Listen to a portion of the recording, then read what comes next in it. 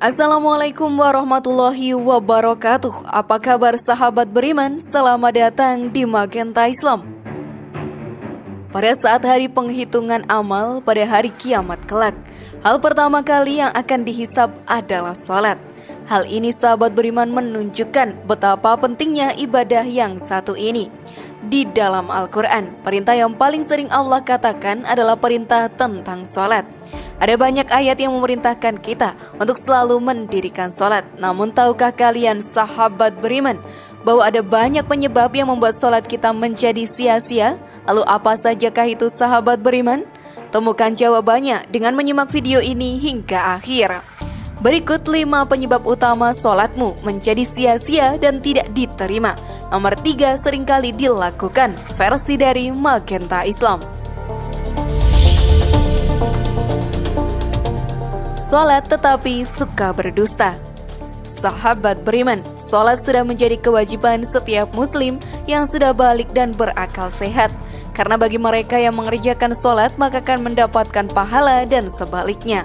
Mereka yang meninggalkannya maka akan mendapat dosa dan terancam siksa yang begitu pedih di akhirat kelak.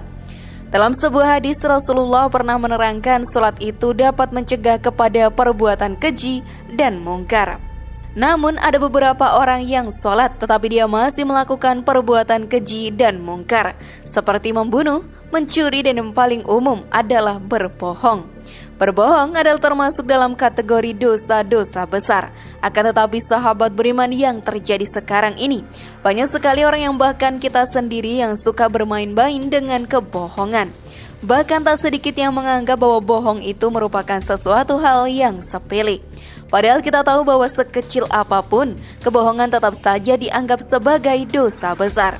Allah Subhanahu wa Ta'ala berfirman di dalam surat An-Naml, sesungguhnya yang mengada-ngadakan kebohongan hanyalah orang-orang yang tidak beriman kepada ayat-ayat Allah, dan mereka itulah orang-orang pendusta. Quran surat An-Nahl ayat 105.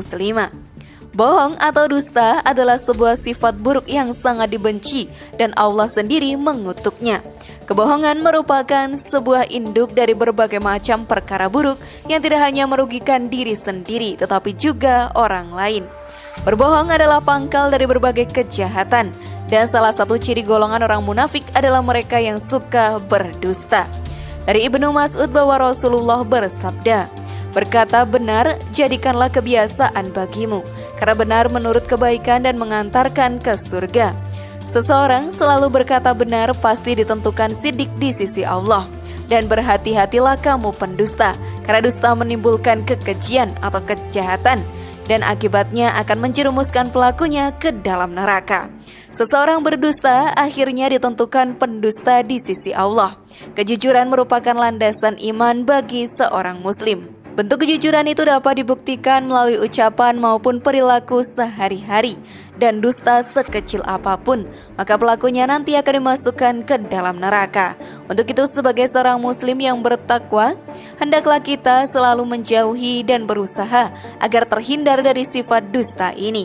Karena kejujuran akan mengantarkan kita kepada jalan kebaikan dan surga. Namun sebelum video semakin berlanjut, klik dulu tombol loncengnya ya, supaya kita tetap bertebar syiar melalui channel ini. Mari berbagi pengetahuan dan ilmu yang bermanfaat.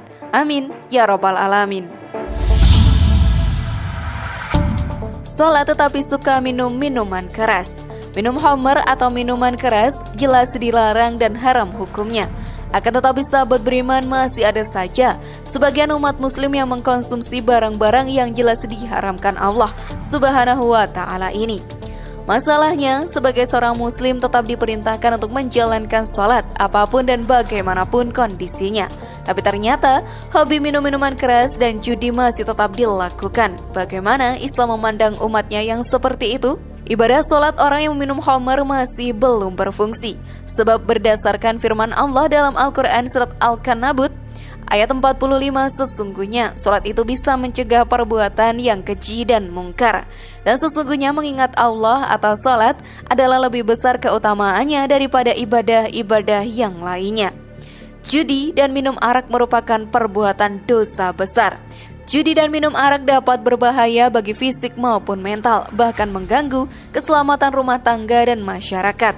Dalam Al-Quran surat An-Nisa ayat 43, Allah berfirman yang artinya, "Wahai orang-orang yang beriman, janganlah kamu sholat, sedangkan kamu dalam keadaan mabuk, sampai kamu sadar dan mengerti apa yang kamu ucapkan.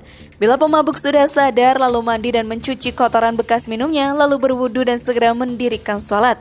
Semoga sholatnya diterima Allah Subhanahu wa Ta'ala. Bila sholatnya benar dan khusyuk, akan dapat mencegah perbuatan keji dan mungkar." Jikalau si pemabuk tadi sudah sholat tetapi masih berjudi dan minum arak lagi, itu artinya sholatnya belum berfungsi. Judi dan minum arak memang merupakan penyakit masyarakat yang turun-temurun. Dalam Al-Quran surat Az-Zalzalah ayat 7-8, Allah berfirman yang artinya, "Barang siapa yang mengerjakan kebaikan seberat biji sawi, niscaya dia akan melihat balasannya. Dan barang siapa yang mengerjakan kejahatan seberat biji sawi, niscaya akan melihat balasannya juga."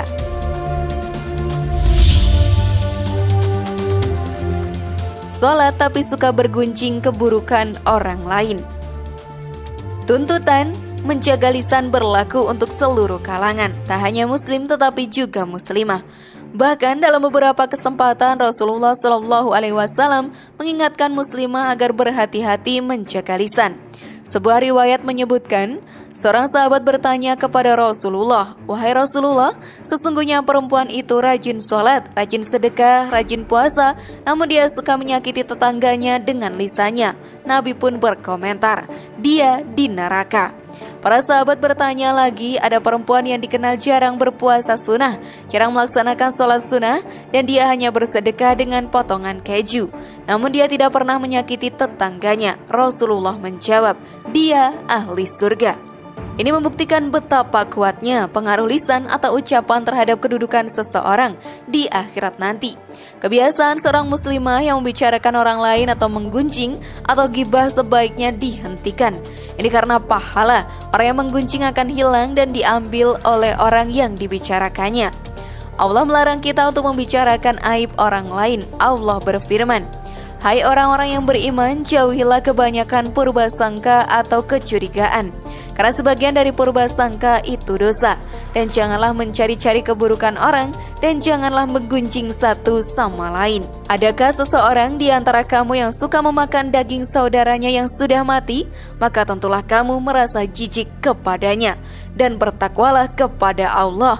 Sesungguhnya Allah Maha Penerima Taubat lagi Maha Penyayang." Quran Surat Al-Hujurat ayat 12. Sholat tetapi mengabaikan anak yatim. Sahabat beriman, orang-orang yang sholat tetapi mengabaikan anak yatim adalah termasuk dari golongan orang yang mendustakan agama. Hal ini sudah jelas diterangkan dalam Al-Quran Surat Al-Ma'un. Maka orang yang sholat tetapi tidak mau menolong orang miskin, mengabaikan anak yatim dan enggan menolong sesama adalah termasuk dalam orang-orang yang celaka. Sehingga sekalipun ia ahli ibadah, maka ia juga dapat masuk ke neraka karena menyia-nyiakan anak yatim. Rasulullah SAW bersabda, "Barang siapa memuliakan anak yatim, maka Allah Subhanahu wa Ta'ala akan melimpahkan rahmat dan rezeki untuk mereka." Lain halnya dengan menyakiti anak yatim. Menyakiti anak yatim tidak dianjurkan dalam Islam, bahkan mendapat kemurkaan dari Allah Subhanahu wa Ta'ala. Karena sahabat beriman, anak yatim merupakan titipan yang diberikan Allah Subhanahu wa Ta'ala untuk dilindungi. Sebagaimana dalam Al-Quran Surat Ad-Duha ayat 9 dikatakan, "Sebab itu terhadap anak yatim janganlah kamu berlaku sewenang-wenang." Quran Surat Ad-Duha ayat 9. Larangan menyakiti anak yatim sudah jelas diterangkan dalam Surat Ad-Duha. Umat muslim dilarang menyakiti anak yatim berupa fisik maupun non-fisiknya. Maka jangan harap mendapatkan surga yang dijanjikan Allah Subhanahu wa Ta'ala. Sholat tetapi percaya dukun. Orang yang sholat tetapi ia percaya dengan dukun, maka ia akan masuk neraka. Seperti kita ketahui, dukun adalah orang yang mengaku bahwa dirinya mengetahui perkara-perkara gaib dan yang tersembunyi. Dalam hadis riwayat Imam Muslim, orang yang percaya kepada dukun maka sholatnya tidak akan diterima selama 40 hari. Selain itu, percaya dengan dukun adalah termasuk dalam kategori dosa besar. Karena hanya Allah sajalah yang maha mengetahui segala sesuatu. Percaya kepada dukun juga dapat dikategorikan sebagai perbuatan musyrik, karena dukun itu adalah orang yang bersekutu dengan bangsa jin. Dan jika kita mempercayainya, maka kita akan terkena dosa syirik. Untuk itu sahabat beriman, apabila ada orang yang sholat tetapi mempercayai dukun, benda pusaka dan sejenisnya, maka ia akan terancam dosa yang sangat besar. Rasulullah bersabda, barang siapa yang mendatangi tukang ramal atau dukun kemudian ia membenarkan apa yang dikatakannya itu, maka sesungguhnya ia telah ingkar terhadap apa yang telah diturunkan kepada Nabi Muhammad SAW. Hadis riwayat Abu Daud, At-Tirmidzi, dan Ibnu Majah. Bagaimana sahabat beriman, sudahkah kalian paham sekarang? Semoga informasi tadi bermanfaat ya dan membuat kita berpikir lebih bijak. Mari bangun Magenta Islam ini dengan cara klik tombol subscribe, like, share, dan aktifkan tombol loncengnya. Wassalamualaikum warahmatullahi wabarakatuh dan jangan lupa tonton video yang lainnya.